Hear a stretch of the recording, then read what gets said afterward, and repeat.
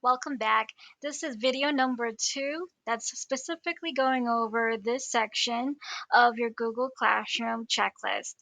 So we are going to go to the gear icon and under class settings, and then we'll be talking about several notification settings and meet link settings that everyone needs to make sure that is the same. Okay, so we're going to go back to our Google Classroom tab. This is the classroom that we just made together in the last video. And just a few tips over here. This left side panel can get a little cluttered. So for me, I like to have it minimized. You can do that by clicking on the hamburger icon or the three lines on the top left corner of your screen. And now let's talk about our general settings. And one of the ways that we can do that is by going over to this gear icon. And when you hover above it, you'll see the class settings tooltip.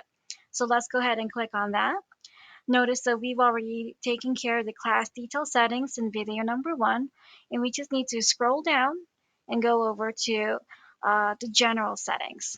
So a few things that we want to make sure that we have selected. So we want to make sure that our invite codes are turned on.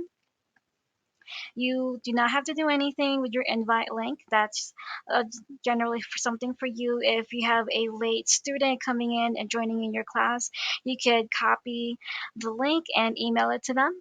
Or if you want to have all of your students join your class at once, this is where you can go and click on display class code. And it's really nice. It's really, really big. You can make it even bigger for those in the back of your room. Okay. And again, you could copy invite link here too. So you could do a mass email to all of your students, or if they happen to be in a Google Meet, and you could copy and paste that in your chat room as well. So most of these stay the same, just making sure that our invite codes are on. Let's head on down to stream and classwork on the stream. We want to make sure that we're changing that out to only teachers can post or comment.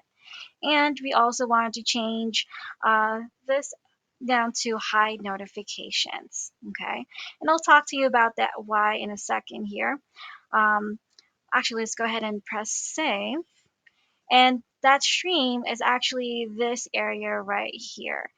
And then I could actually show you what that would look like in my other classes here. So for my coaches, instructional coaches, the stream, think of it as like your interactive digital interactive whiteboard, right, where you have your learning targets posted, your agenda. So this is where you want to share your learning objectives, your class agenda, any announcements or reminders that you want to share with your students. And we don't want this to be cluttered with student posts or comments, because it'll be harder throughout the year for them to find the necessary information later on. Okay. And also, as Virginia Bond, a really, really good mentor of mine, says, you want to keep your stream clean. So when you have your students posting and commenting or posting their own reminders, it can get very cluttered. So we just want to streamline it and just make sure that only you or your co-teachers have access to your stream. Okay. All right. So let's go back to our example over here. And let's go back to our class settings. So we've already done task 1, class details, and we have also set up our general settings. I'll see you in the next video for the remainder of the class settings.